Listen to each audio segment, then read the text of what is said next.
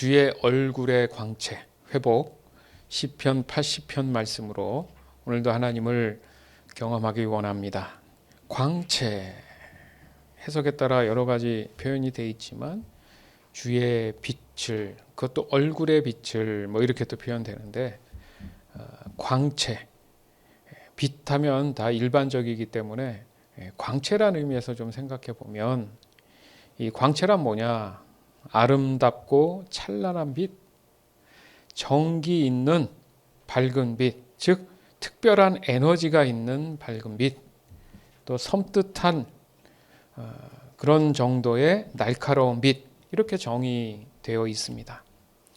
바로 이 정의가 그렇듯이 이 광채는 사람에게 있어서 마치 유일한 최고의 에너지라고 할 수 있다는 거죠. 즉 빛이라고 해서 다 같은 빛이 아니라는 겁니다. 또한 우리가 일반적으로 알고 있는 그리고 경험하고 있는 빛과는 뭔가 차별된 빛, 마치 빛의 왕인 것처럼 느껴지죠. 따라서 이 광채는 아무 때나 나타나는 것이 아님을 우리가 알 수가 있어요. 중요한 것은 바로 이 광채가 저와 여러분과 어떤 관계를 가지고 있느냐는 것이죠.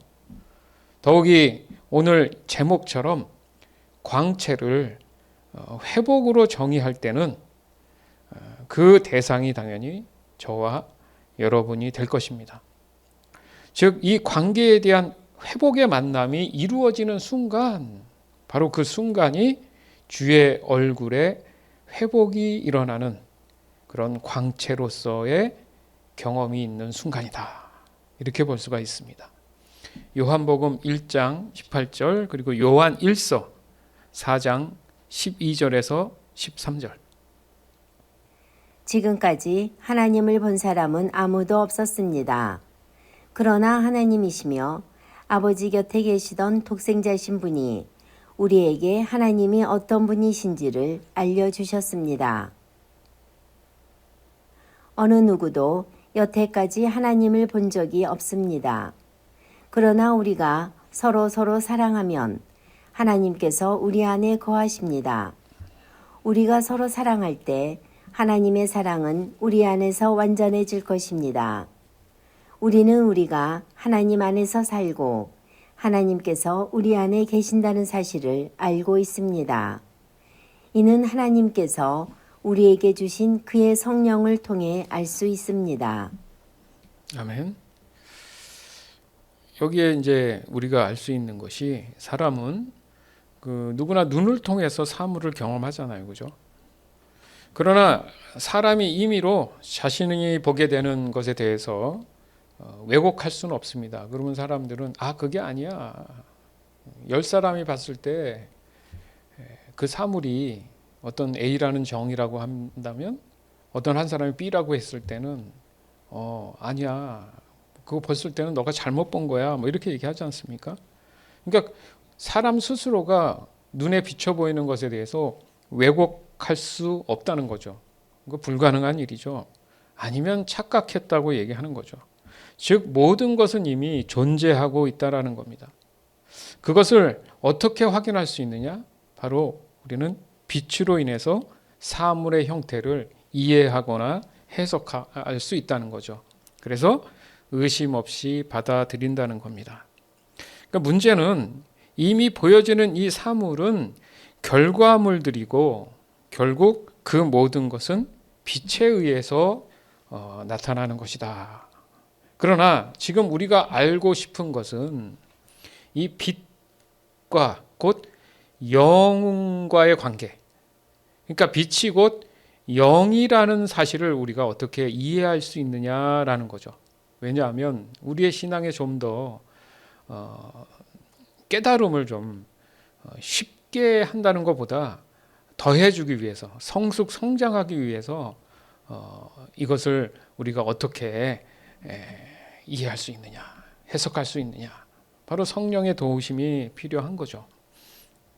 또 하나는 지금 요한복음 1장 18절에는 하나님을 본 사람이 아무도 없는데 예수님이 이 땅 가운데 와서 예수님으로 하여금 하나님이 어떤 분인지 알 수 있다. 이렇게 예수님이 표현하셨고, 요한일서 4장 이 내용에서 보면 여태 하나님을 본 사람이 없는데 갑자기 우리가 서로 사랑하면 우리가 하나님 안에 있다. 이게 다른 말처럼 느껴지는데, 좀 더 쉽게 말하면은 이 사랑이라는 의미가 바로 우리가 지금 함께 나누는 주의 얼굴의 회복의 광채, 그 에너지의 근원인 거예요. 그러니까 이름을 명명한다면 주의 얼굴의 광채라는 것이 정확히 뭐냐라고 해서 우리식으로 이해할 수 있다면 그게 사랑이라는 거예요.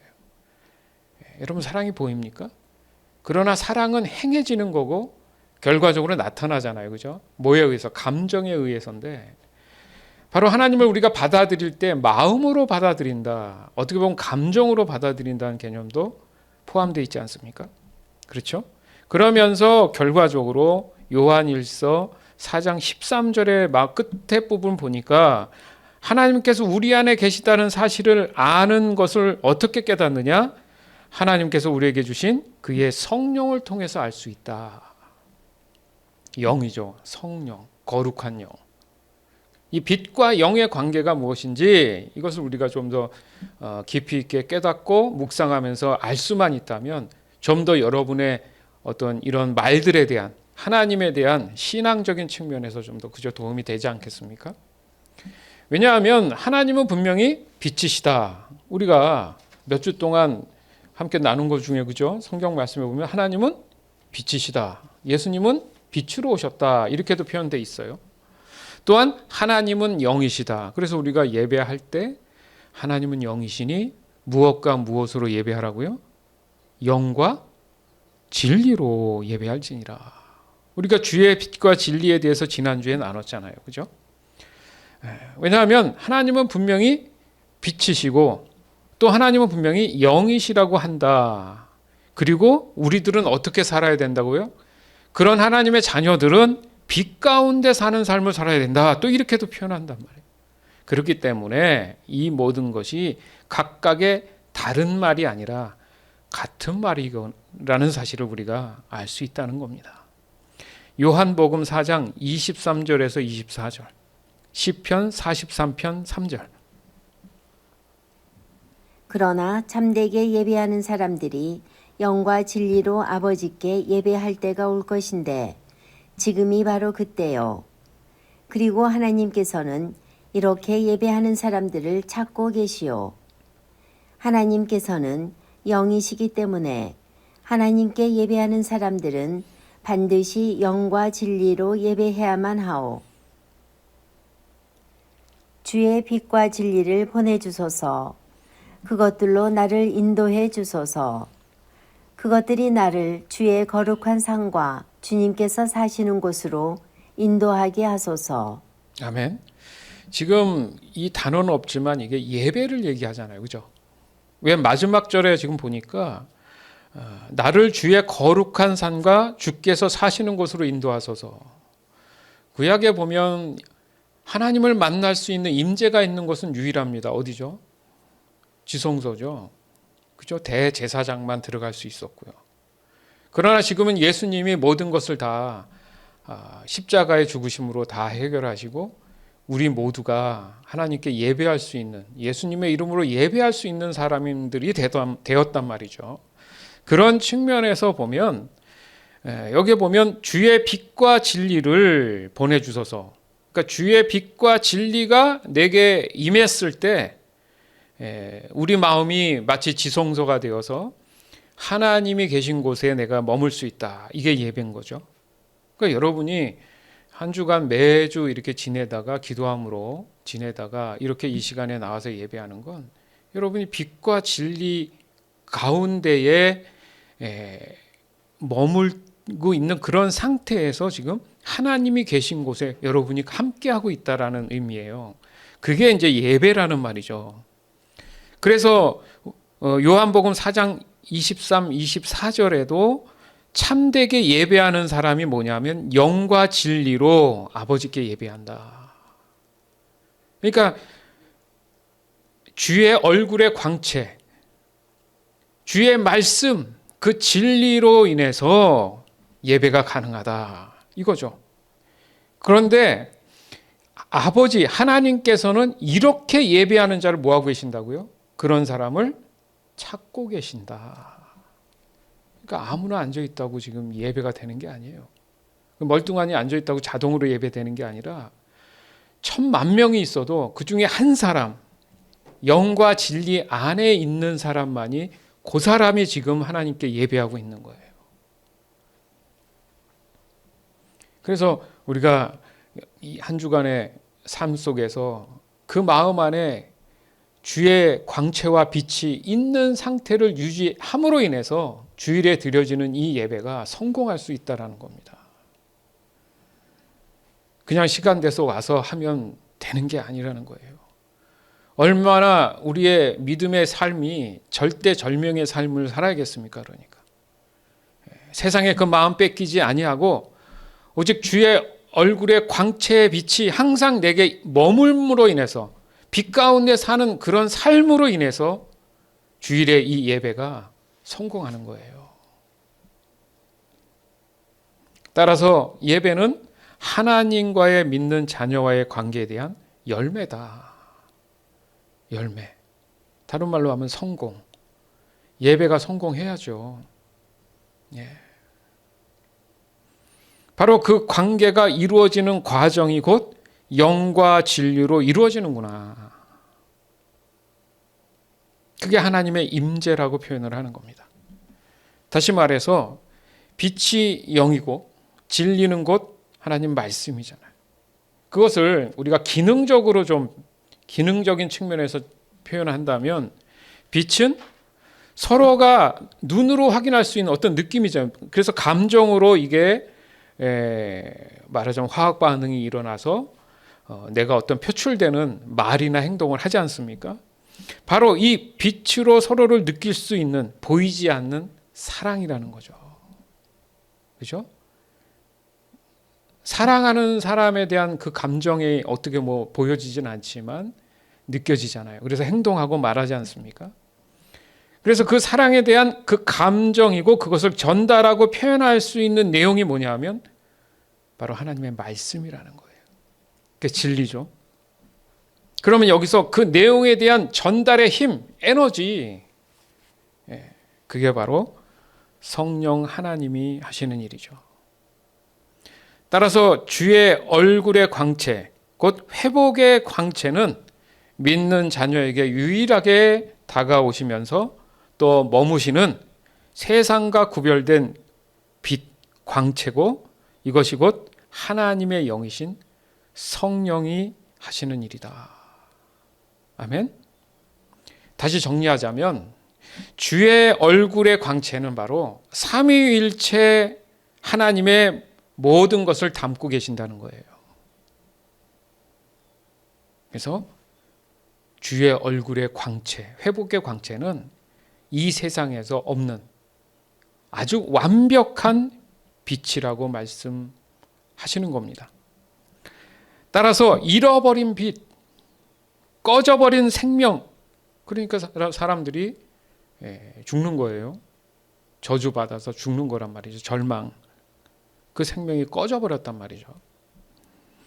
그 꺼져가는 생명의 영원한 생명의 에너지가 다시 공급되는 거, 이에 따르는 현상이 바로 저와 여러분의 마음 안에 어떤 감정이 솟아오르냐? 바로 밝은 소망, 저 너머에 있는 가능성, 그게 소망이잖아요. 그죠?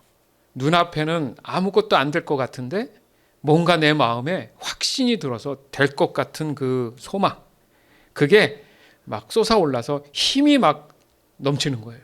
그게 에너지 아니에요? 모르겠어. 내가 이런 힘이 어디서 나지? 그냥 내가 기뻐. 너무 평안해. 자유해. 야, 너가 어떻게 그렇게 얘기하냐? 지금 상황이 그렇지 않아. 모르겠어, 내 마음 안에. 내가 단 하나 할 수 있는 것은 내가 하나님 앞에 하나님의 얼굴의 광채, 회복의 광채를 지금 간절히 원한다는 마음은 있어. 근데 어디서 나도 모르게 내게 마음에 막 치솟는 이런 기쁨이 넘쳐. 이래야 되거든요, 사실. 이것을 우리는 뭐라 그래요? 성령 충만하다. 하나님의 영이 내 안에 이 빛이 이 광채가 너무 찬란하고 눈부셔서 차고 넘친다. 충만하다. 이렇게 정확히 표현할 수 있는 겁니다. 즉 주의 얼굴의 광채의 근본적인 이 회복이 바로 하나님과의 관계 회복이구나. 이걸 의미하는 거예요. 왜? 잃어버린 빛이 내 안에 오셨으니까 원래 사람의 모습으로 지금 거듭나는 거잖아요. 그죠? 그래서 하나님과의 관계가 회복되는 거라는 거죠. 물론 우리의 일상에서 수많은 경우들에 대한 회복도 존재합니다. 그것은 이미 하나님과의 관계가 회복됨으로 인해서 동시에 함께 주어지는 자연스러운 현상이에요. 그런 이유로 신앙이라는 것은 하나님의 손을 구하는 것이 아니라 하나님의 얼굴을 구하는 것이다. 이게 바로 진정한 믿음이라고 하는 겁니다. 따라서 오늘 본문 시편 80편에서도 보면 이스라엘의 과거에 어떤 일이 있었으며 어떤 길을 걸어왔는지에 대한 그 역사를 우리가 감적적으로 알 수 있는데 중요한 것은 우선적으로는 하나님과 이스라엘의 관계예요. 그러니까 보면 1절에 뭐라고 나옵니까? 주 하나님은 이스라엘의 누구라고 표현해요? 목자 되신다. 그리고 이스라엘은 주 하나님의 뭐라 그래요? 양떼 되신다. 왜 갑자기 이렇게 표현을 했을까? 자, 시편 80편 1절, 요한복음 10장 11절, 14절에서 16절. 이스라엘의 목자 되신 주여, 우리에게 귀를 기울여 주소서. 주는 요셉의 자손들을 양떼같이 인도하는 분이십니다. 주는 날개 달린 생물인 그룹들 사이에 보좌에 앉아 계신 분이십니다. 나는 선한 목자다. 선한 목자는 양을 위하여 자기 목숨을 내놓는다. 나는 선한 목자다. 나도 내 양을 알고 내 양도 나를 알아본다. 아버지께서 나를 아시듯이 나도 아버지를 안다. 그리고 나는 양을 위하여 목숨을 내놓는다. 내게는 이 우리 안에 있지 않는 다른 양들도 있다. 나는 그 양들도 인도해야 한다. 그 양들도 내 음성을 들을 것이다. 그래서 한 목자 아래서 한 무리가 될 것이다. 아멘. 자, 시편 80편 1절에서 얘기하는 것을 요한복음 10장에서 이제 해석하듯이 설명해 주신 거예요, 예수님이. 그러면서 중요한 대목이 뭐냐면 요한복음 10장 16절 이하에 보면 나는 그 양들도 인도한다. 어떤 양이에요? 이 우리 안에 있지 않는 다른 양들. 그러니까 원래 우리 안에 있어야 되는데 나 잘났다고 뛰쳐나간 양들이 있나 보죠. 자, 우리 안에 있다라는 의미가 빛 가운데 살아가는 삶이에요. 믿는 자들은. 그렇죠? 거기에서 이탈된 어떤 양이 있는데 그 양들도 인도해낸다. 그래서 그 100마리 양이 있는데 99마리 양을 그 우리에 두고 한 마리를 위해 찾아가시는 예수님이 표현하신 게 있잖아요. 그죠? 그래서 그 양들도 내 음성을 들을 것이다. 이탈돼서 멀리 갔지만 그들로 하여금 예수님이 찾아가셔서 불렀을 때 그들이 반응해서 기억하고 그 음성을 들을 수만 있다면 고개를 들려서 따라와서 한 목자 아래서 한 무리가 될 것이다. 이렇게 이제 표현을 했듯이 지금 오늘 본문 시편 80편에도 그런 의미에서 지금 목자와 양의 관계. 왜냐하면 그 당시에 생계의 가장 큰 범위를 차지하고 있었던 게 그 양을 치는 일이었어요. 이스라엘이.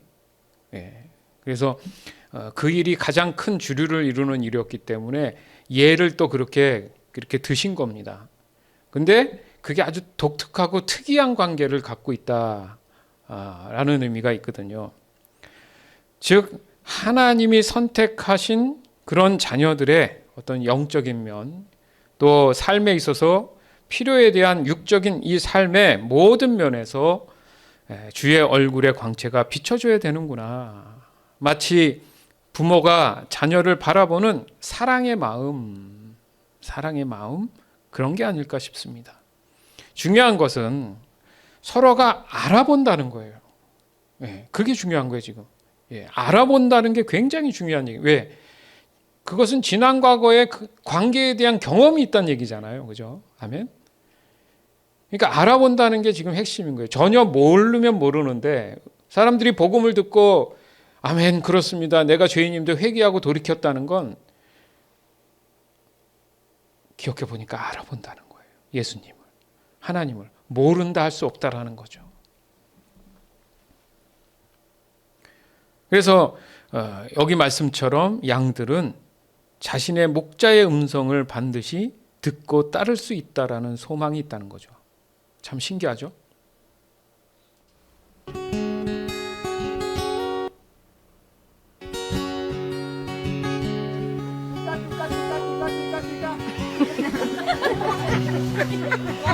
One more time.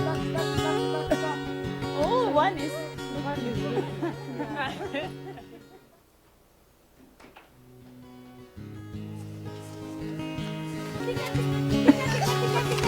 Louder!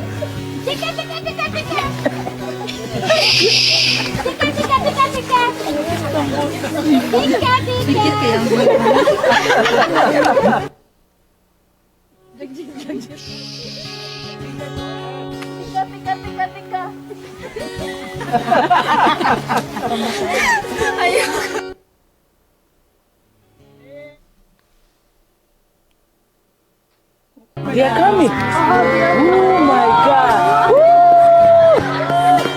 Oh my God. I can't believe this. Oh my God. Did she heard the voice? Oh my God. This is amazing. One more. Yeah, Eunice made him go away. Oh my God. Was that cool or what? Oh my God. You'll never have the same again. Oh my God.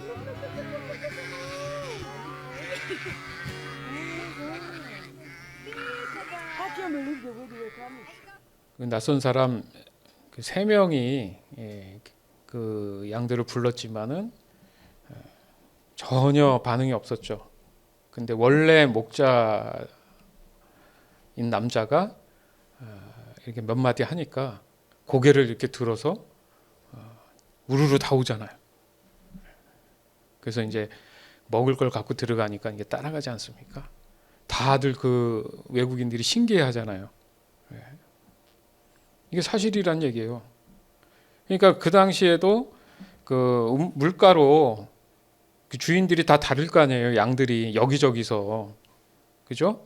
근데 다 섞일 수도 있잖아요. 양들이 물가에 막 모여 있으면 목자들이 따로따로 왔는데 갈 때 같은 말로 가자 해도 그 자기 목소리, 목자의 목소리만 아는 그 양들은 이렇게 쑥 빠져서 저 간다는 거예요. 다른 양들은 가만히 있고. 저기서 놀랍다, 신기하다, 뭐 이런 얘기 하지 않습니까? 그 내용, 예를 바로 오늘 성경에는 굉장히 반복해서 목자와 양의 관계로 이렇게 말씀하신 거예요. 그래서 양들의 그 특이한 점들이 있긴 하지만은, 뭐 동영상을 통해서 우리가 충분히 이해할 수 있듯이, 바로 오늘 본문에는 그 이스라엘이 그 길 잃은 그 양인 듯 자신들이 지금 고백하고 있어요. 이제 후회하는 거죠. 뭐냐면 하나님을 너무 멀리 떠나왔어요. 눈이 뭐 안 좋다는 얘기도 있습니다, 양들이. 그래서 무리를 짓는 이유가 떨어지면 이제 자기가 못 살잖아요. 그러니까 옆에 사람이 움직이면 옆에 가서 이렇게 붙어 있는 거야. 이렇게. 절로 가면 같이 붙어가고. 혼자 떨어져 있으면 뭘 못하니까. 그러니까 보인다는 의미보다 들리는 걸로 이렇게 그 느낌을 따라간다는 거죠. 그러다 보니까 잘 속을 수도 있고 잘 넘어질 수도 있고 그리고 좀 이기적이고 자기밖에 모르고 그리고 이제 반드시 왔던 길로 다시 가야지, 그렇지 않으면 이제 완전히 쉽지 않죠. 어떻게 보면 우리들의 모습을 담지 않았나. 그래서 목자 되시는 예수님이 우리에게 너무 절실하게 필요하지 않은가. 이제 그러게 너무 멀리 오다 보니까 이제 목자의 음성이 둔해져서 들리지 않을 수도 있지 않습니까? 정신 차리고 보니까 이건 아닌 것 같다. 우리 잘못 온 것 같아. 온다고 왔는데 너무 멀리 다른 곳으로 온 것 같아. 그제서야 이제 그리운 하나님의 품을 찾는 것. 얼굴을 잊어버린 거죠. 자신들의 어떤 삶에 대한 후회. 그래서 살려달라고 이 절박함으로 울부짖는 그런 모습인 겁니다. 시편 80편 2절에서 7절.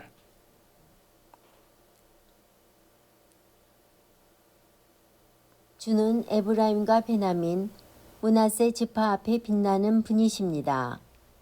주의 힘과 능력으로 빨리 오셔서 우리를 구원해 주소서.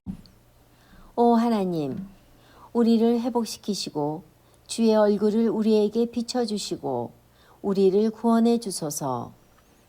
만군의 하나님 여호와여, 언제까지 화를 내시렵니까?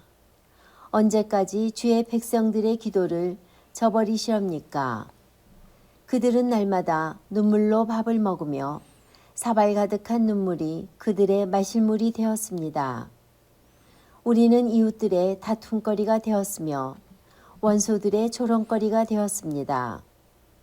전능하신 하나님이여, 우리를 회복시키시고 주의 얼굴을 우리에게 비춰주셔서 우리로 구원을 얻게 하소서. 아멘. 이거 보니까 그들의 삶은 이게 사는 게 아닌가 봐요. 그 어느 정도냐면 아무리 금요철야를 하고 금식을 하고 하나님을 찾고 또 찾고 좀 살려달라고 해도 하나님이 그 기도를 들어주시지 않고 있어요. 그 기도를 저버리셨다. 기도했는데 왜 안 들어주시지? 생각해 보십시오. 하나님이 원하는 삶을 살지 않으면서 그냥 필요하다고만 기도하면 하나님 들어주시면 그게 하나님이세요? 그냥 요술방망이지. 그건 사람이 하나님을 부리는 겁니까? 그럴 수는 없잖아요. 왜냐하면 그들이 얼마나 하나님을 찾았는지 모르지만 그들은 날마다 뭘로 밥을 먹었다고요? 눈물로 밥을 먹었다. 예? 얼마나 눈물을 많이 흘렸으면은 사발 가득한 그 눈물을 마셔야 됐다. 이게 지금 어떤 그 은유적인 표현이잖아요. 매일 날마다 고통스럽고 힘드니까 눈물이 마르지 않게 그냥 매일 힘든 삶을 살았다. 뭐 그런 얘기 아니겠습니까? 그러면서 우리는 이웃들의 다툼거리가 되고 맨날 싸우고 맨날 어떤 사건 사고가 터지고, 그러니까 손가락질 하는 거죠. 뭘 네가 믿는 사람 교회 다닌다고? 야, 네 삶을 봐라. 이게 웃긴다 이거예요. 참 가증스럽다. 이렇게 조롱거리가 되는 거죠. 이 지옥 같은 현실은 지금 우리의 현실과 비교해 볼 때 과연 뭐가 다를까? 그럼 도대체 뭐가 문제냐? 이 지옥 같은 현실이 회복될 기미가 보이지 않는 것, 지금 저와 여러분들이 현실적인 질문 아닙니까? 그런데 질문만 있는 게 아니죠. 오늘 말씀에도 그 해답을 또한 알고 있습니다. 전능하신 하나님이요. 전능이 뭐예요? 모든 것이 가능하신 하나님. 우리를 회복시켜 주시옵소서. 회복하실 수 있는 분이 유일한 하나님이신데, 자, 그 회복의 조건은 유일하게 주의 얼굴, 하나님의 얼굴이 저와 여러분을 향하고 있을 때, 그 광채, 회복의 광채가 내 마음을 향하고 있을 때 우린 구원을 얻는구나. 그럼 여기서 말하는 구원이 뭡니까? 지옥 같은 현실. 저와 여러분 스스로 하나님의 얼굴을 감히 돌릴 수는 없습니다. 내 마음대로 하나님의 얼굴을 돌려요? 하나님 마음을 돌이켜서 회복될 수 있습니까? 그 답은 우리를 향한 하나님의 약속들이 분명히 성경에 이미 세팅되어 있고 끝났어요. 그 약속을 이행하는 것밖에 없습니다. 방법은. 그 약속을 이행하지도 않으면서, 그래서 아까도 말씀드렸지만 양들이 이기적이다. 자기밖에 모른다. 예?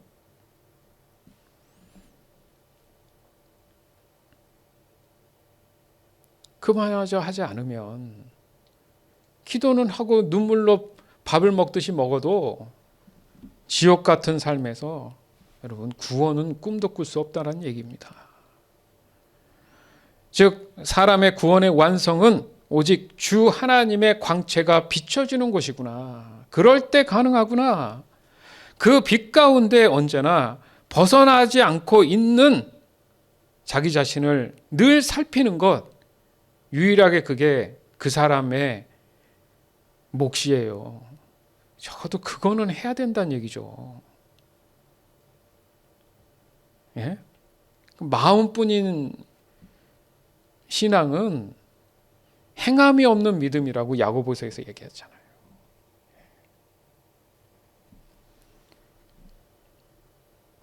우리가 지난주 창세기 통독을 쭉 하고 있는데 그 요셉의 내용을 지금 이제 끝에 부분을 그 내용을 갖고 통독을 진행하고 있지 않습니까? 그에 대한 지난 역사 속에서 하나님이 요셉을 통해서 야곱, 곧 이스라엘이죠. 이름이 바뀌었죠. 야곱이. 이스라엘의 회복에 대한 여정을 말씀하신단 말이에요. 근데 때마침 오늘 본문이 보니까 이스라엘에 있어서 그 야곱, 그 요셉의 시대의 그 역사적인 것이 가장 이스라엘 역사에서는 또 복된 역사였구나. 이 사실을 분명히 이 시편 80편 기자는 언급하고 있습니다. 시편 80편 8절에서 16절. 주께서 포도나무 한 그루를 이집트에서 가져다가 다른 민족들을 쫓으신 후 그 땅에 그것을 심으셨습니다. 주는 그 포도나무를 위해 미리 밭을 갈아 놓으셨습니다. 그래서 포도나무는 뿌리를 깊이 내리고 온 땅에 퍼져 가득 찼습니다. 포도나무 잎새가 큰 산을 덮고 그 가지가 백항목처럼 뻗었습니다. 그 뻗은 가지는 지중해에 이르고 그 넝쿨은 유프라테스 강까지 이르렀습니다. 그런데 주는 어찌하여 담을 허무셨습니까? 지나가는 사람마다 모두 포도 열매를 따먹습니다. 산돼지가 포도 덩쿨을 짓밟고 들짐승들이 그 열매를 다 먹어 치우고 있습니다. 만군의 하나님이여, 어서 우리에게로 돌아오십시오. 하늘에서 내려다 보소서. 이 포도나무를 살펴보소서. 주의 능력의 손으로 심으신 뿌리입니다. 주께서 주를 위해 세우신 자손입니다. 이제 주의 포도나무가 잘리고 불에 타 없어지고 있습니다. 주께서 꾸짖자 주의 백성이 망하게 되었습니다. 네, 좀 익숙하죠. 예수님은 뭐라고 말씀하셨습니까? 나는 포도나무요, 너희는 가지라. 자, 요셉의 내용을 우리가 신학적으로 보면 그 예수님의 어떤 보이지 않는 그림자처럼 느껴져요. 중요한 것은 지금 포도나무 한 그루를 이집트에 가져다가 이렇게 표현을 하시죠. 그 요셉의 여정을 보면 요셉이 잘못이 전혀 없는데 형제들에 의해서 팔려갑니다. 맥락이 좀 비슷하지 않습니까? 예수님과. 그럼에도 불구하고 요셉은 하나님과의 관계에 대한 신실함으로 하나님 뜻이 있었다고 분명히 형제들을 나중에 만나고 얘기합니다. 이 모든 것은 하나님이 계획하셨다. 이것을 알 수 있는 게 9절에 보니까 그 포도나무를 위해 미리 밭을 갈아 놓으셨다. 그러니까 하나님의 예비하신 삶이죠. 여호와 이레. 아멘. 여러분의 삶도 마찬가지예요. 지금 뭔가 눈앞에 암과 같이 뭔가 안 되는 듯해도 내가 하나님과의 관계에 대한 그 소망, 하나님의 뜻에 대한 부분들을 여러분 의심하지 않는다면 반드시 하나님께서 열매를 맺게 하십니다. 그게 잘 안 되는 거죠. 그래서 포도나무는 뿌리를 깊게 내고 자, 온 땅에 퍼져 가득했다. 어디까지요? 예? 여기서 말하는 지중해는 지금 말하면 뭡니까? 유럽 쪽이죠. 유브라테스 강은 인도 쪽 어디예요? 그러면 아시아죠. 이 복음이 온 세상에 다 전파되었다. 시편이 이렇게 쓰여졌을 때 이미 이 말씀을 하신 거 보면 예수님에 대한 분명한 예고편이죠. 그렇죠? 그럼에도 불구하고 그 당시에 또한 같은 형태와 같은 모양으로 하나님께서 하나님의 자녀들을 구원하신 방법이 동일하다는 겁니다. 그렇지만은 그런데 어찌하여 담이 허물어지고 뭐 이런 얘기 하잖아요. 이게 다 뭡니까? 박해를 받는 거예요, 사람들이. 또한 짓밟힘을 받는다. 이게 믿는 두 가지입니다. 믿는 사람의 고난과 박해도 있고 하나님을 배신하고 등진 사람들의 고난이 있습니다. 이 고난은 달라요. 그런 의미에서 지금 오늘 이 시편의 80편도 돌이켜서 하나님 이 백성이 망하게 되었습니다. 어찌 그냥 두실 겁니까? 방법을 알려주시옵소서 하면서도 자기 입으로 주의 하나님의 얼굴의 광채를 우리에게 비춰주시옵소서. 하나님의 얼굴을 구하는 삶. 왜 요셉을 얘기했냐면 그 2절 말씀에 나오는 에브라임과 베냐민, 므낫세 이렇게 나오잖아요. 요셉과 관련이 있는 인물들이에요. 에브라임과 므낫세는 요셉이 이집트에 가서 총리가 되면서 거기서 소개받은 그 이집트 여인과의 사이에 나온 자녀들입니다. 그래서 나중에 12지파의 땅을 분배받을 때도 인정받죠. 그러니까 요셉은 없지만 요셉의 후손인 에브라임과 므낫세가 하나의 땅을 받는 거고 또 하나는 그 베냐민 바로 요셉의 아버지인 야곱의 아내 나헬에게 유일하게 태어난 그 요셉과 동생인 베냐민 그 형제예요. 그러니까 야곱이 부인이 둘이었잖아요. 그 중에 자기가 사랑했던 여인이 라헬이었어요. 근데 라헬에게 유일하게 낳았던 그 아들들이 요셉과 베냐민이에요. 그래서 요셉이 요즘 우리가 통독하지만 막내가 안 왔어요. 근데 너무너무 보고 싶은 거야, 요셉이. 총리가 됐지만. 그래서 너희 온 형제 중에 하나를 가둬두고 데리고 와라. 그 장면이 지금 요즘 진행되는 거예요. 정말 내 친동생이 보고 싶은 거야. 얼마나 외로웠겠어요. 세월이 많이 흘렀으니까. 그런 어떤 상황을 설명을 지금 하는 겁니다. 역사적으로. 지금 시편 80편에서. 그때가 가장 하나님의 은혜와 복됨이 있었을 때다. 무슨 말입니까? 예수님 안에 있어서 하나님의 말씀 가운데 있었던 그런 시대와 그런 시간들이 가장 복된 시간이었다는 거죠. 빛 가운데 있는 그런 삶. 중요한 게 뭡니까? 야곱도 그렇고 요셉의 생애가 상당히 파란만장했다는 거 알잖아요, 여러분. 물론 그 외에 모든 하나님의 사람들 또한 파란만장했죠. 그런데 이것은 하나님과의 관계가 아니라 세상과의 관계에서는 정말 파란만장한 삶을 산다는 것을 우리가 알 수 있습니다. 그럼 목사님, 그러면 내가 예수 믿고 구원받은 하나님의 자녀로서의 삶을 살면 무조건 파란만장한 삶입니까? 이렇게 또 질문할 수가 있는데 이게 하나님 관점에서는 다를 수 있다는 거죠. 왜? 예수님의 재림이 아직 있지 않고 있는 것이 아니기 때문에 이 파란만장한 삶 안에 내 마음 안에 아까도 말씀드린 저 너머에 있는 예수님 재림 이후에 너머에 있는 영생의 삶에 대한 소망이 내 안에 있느냐의 문제거든요. 자, 이것에 대한 확인이 뭐냐 하면 그들의 모든 일상의 삶은 임마누엘의 삶이었다 이거예요. 여러분, 임마누엘 굉장히 많이 들었죠. 그 임마누엘의 삶을 유지했다는 거죠. 이게 공통점인데, 즉 임마누엘이 무슨 뜻이냐? 우리와 함께 하시는 하나님이다, 이런 의미를 갖고 있어요. 우리와 하나님이 함께 하신다. 마태복음 1장 21절에서 25절. 마리아가 아들을 낳을 것인데 이름을 예수라고 하여라.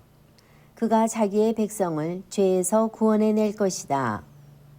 이렇게 하여 주께서 예언자를 통해서 예언하신 말씀이 이루어졌습니다. 보라, 처녀가 임신하여 아들을 낳을 것이며 사람들이 그의 이름을 임마누엘이라고 부를 것이다. 임마누엘은 우리와 함께 계시는 하나님이라는 뜻입니다. 요셉은 잠에서 깬 후 주의 천사가 명령한 대로 했습니다. 요셉은 마리아와 결혼하였습니다. 그러나 마리아가 아들을 낳을 때까지 요셉은 잠자리를 같이 하지 않았습니다. 그리고 아들을 낳자 이름을 예수라고 불렀습니다. 아멘. 자, 여기서 우리가 진리를 좀 깨달을 수 있는 게 분명히 이름은 예수예요.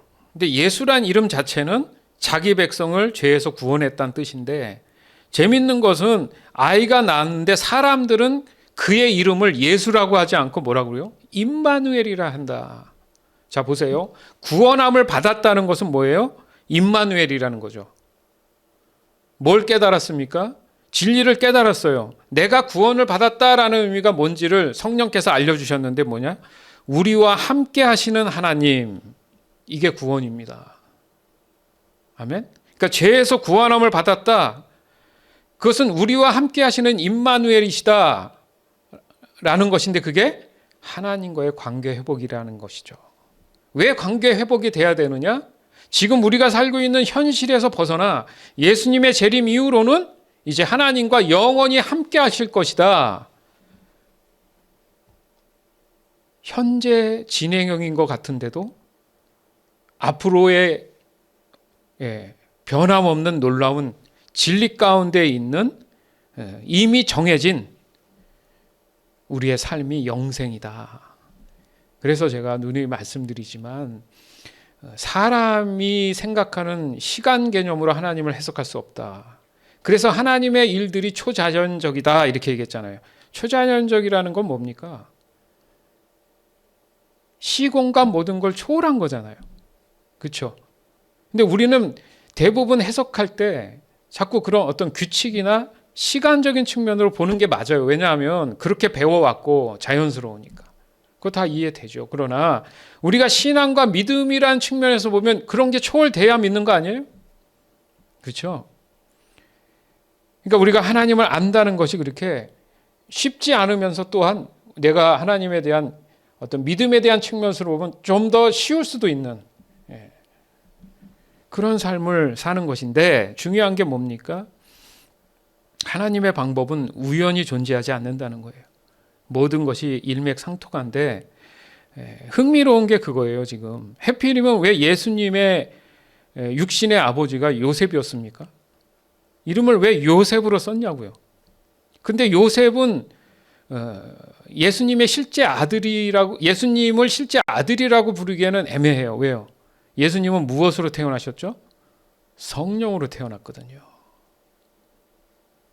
이 복잡한 것 같아도 이게 일맥상통하는 거예요. 왜요? 요셉은 결과적으로 결혼한 부인이 이스라엘 민족입니까? 아니면 이집트 사람이에요? 이집트 사람이잖아요. 이게 설명하기가 시간이 많이 걸리지만 중요한 의미가, 지금 성경은 하나의 얘기를 하고 있다는 얘기입니다. 즉 빛과 영은 같은 말이라는 뜻이죠.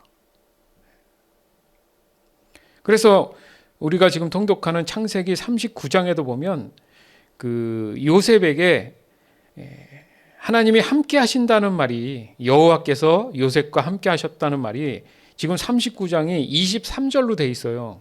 그 중에 4번이나 나옵니다. 그러니까 적어도 5절에 한 번씩은 반복하고 있어요.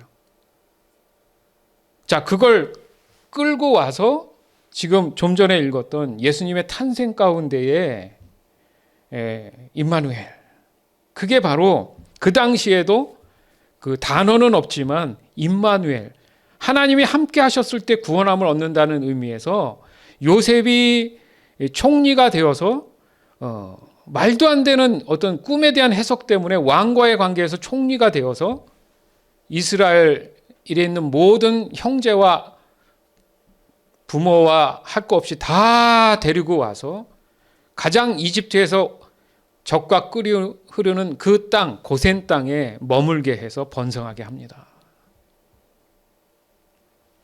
그러니까 성경을 전체로 그러고 보면 은혜가 넘치는 거죠. 놀라운 하나님의 이 전능하심이 보인다는 거예요. 따라서 하나님의 방법은 여러분을 향한 여러분의 삶의 인생은 우연이 없다. 명심하시기 바라요. 그러니까 내가 현실적으로 시간적인 게 아니라 그 초월해서 하나님을 믿어야 되는 거예요. 즉 하나님과 함께하는 사람과 그렇지 않은 사람을 구분하는 그 방법이 곧 빛 가운데 사는 것이다. 요셉의 삶이 그랬던 것처럼 바로 삼위일체 하나님 안에서 사는 것이다.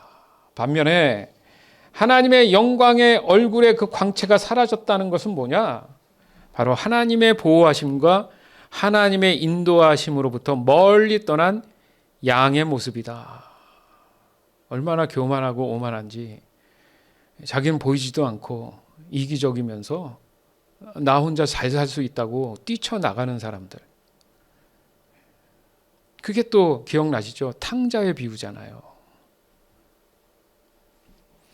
그 결과 4절 말씀처럼 백성들이 기도를 아무리 해도 하나님께서 그 기도를 듣지 않으신다. 사실 어떻게 보면 그 듣지 않는다는 게 아예 단절, 손절인 것보다는 저런 식으로 하면 그 하나님의 질서에 들어오지 않, 선하심의 기준에 들어오지 않기 때문에 하지 못하시는 걸 수도 있는 거예요. 하나님이 말씀하신 게 있으니까. 따라서 지금 나의 삶이 온전히 하나님의 얼굴을 구하고 있는가 있지 않는가, 그에 따라서 여전히 내가 지옥 같은 현실과 함께 절망과 낙심 속에서 그 일상을 반복할 것이냐 아닐 것이냐에 대한 문제가 남는다는 거죠.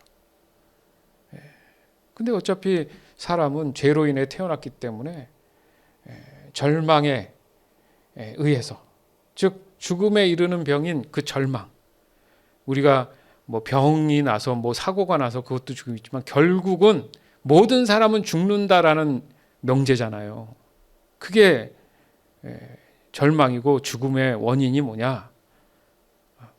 바로 하나님의 광채, 하나님의 얼굴의 광채 빛이 비춰지지 않기 때문에, 그 에너지가 없기 때문에 그렇게 된다. 따라서 오늘 본문의 고백처럼 주의 얼굴의 광채, 이 회복의 광채를 나에게 언제나 비춰주시기를 늘 나는 간구하는 삶을 살아야 되는구나. 그럴 때에 이 양인 내 자신의 이 방황의 절규를 듣고 예수 그리스도 그 목자의 음성이 점점 들리기 시작했다는 거죠. 그러면 그 음성을 따라 내가 그 자리로, 아까 동영상에 봤지만 그 목자를 따라 막 열심히 뛰어오잖아요. 막. 예? 맞죠? 딴짓 하다가도 자기 주인 목소리가 들으니까 하고 열심히 뛰어가잖아요. 무슨 생각을 하면서 뛰어갔겠습니까? 뭔가 내게 선한 것을 주신다는 소망을 가졌으니까 그 양들이 뛰어간 거 아니에요. 그러니까 그 목자가 이제 먹을 걸 들고 쭉 가니까 따라가잖아요. 주의 얼굴에 이 회복의 광채를 날마다 소망하는 여러분, 하나님은 임마누엘이십니다. 아멘. 그 증거가 바로 예수 그리스도십니다. 그렇기 때문에 이제는 보이지 않는 것을 말하기보다는 보이지 않거나 또 보이는 것이 중요한 것이 아니라, 어차피 내 삶에 주어진 육신의 모든 것들은 절망이라면 바로 이 절망에서 벗어나 언제나 참 소망이 넘치는 세상과 차별된 그 믿음을 확증하는 시간들을 내가 보내야 되는구나. 이것을 깨달으시기 바라요. 결국 세상과 차별되었다는 그 의미는 곧 하나님과의 관계 회복이구나. 즉, 이 관계에 대한 회복의 만남이 이루어지는 순간을 바로 주의 얼굴의 광채를 경험하는 순간이구나. 그러니까 우리의 신앙이 무언가 스페셜해야 되고 뭔가 이적과 기적이 일어나야 되고 이런 특별하기보다는 지금 내게 주어진 있는 그 자리에서 그 현실의 그늘에서 벗어나 바로 주의 얼굴의 광채가 있는 곳으로 내 믿음으로 내 마음으로 나와서 그 얼굴을 하나님께 향하는 바로 마음의 순종이 절실을 하다라는 것을 여러분 먼저 우선으로 두시기 바라요. 즉 믿음으로 인한 행함은 그 사람의 경건에 대한 실천으로 확인이 된다는 겁니다. 다시요. 믿음으로 인한 행함은 그 사람의 경건에 대한 실천으로 확인이 된다. 그래서 무슨 주일학교 같다고 할 수도 있지만 저희는 다른 걸 하지 않잖아요. 그래도 잘 안 되죠. 안 되는 건 이건 주일학교가 아니라 믿음의 문제인 거예요. 제발 매일 말씀 통독하면서 교회가 열심히 폼을 만들어서 프린트해서 책자로 만들어 드렸으면 신실하게 묵상하고 거기에 적고, 요즘 그 시편 필사하지 않습니까? 신실하게 적고 그냥 적는 게 중요한 게 아니라 기도하면서 진리의 말씀을 듣고 하나님의 얼굴의 광채를 내가 소망하면서 그 말씀이 내 삶에 적용이 돼서 내가 실천해 나가는 거. 그래야 하나님의 뜻을 깨닫고 또 주의 진리를 따라 기도할 때에 바로 그 기도가 곧 주의 빛, 영을 구하는 거잖아요. 당연히 그에 대한 그 관계에 대한 열매가 맺는 것이 예배로 나타나는 거예요. 그래서 삶이 곧 예배다. 늘 강조하는 게 뭐예요? 저와 여러분은 예배자로서의 삶을 살아가고 있습니다. 이렇게 표현하잖아요. 왜요?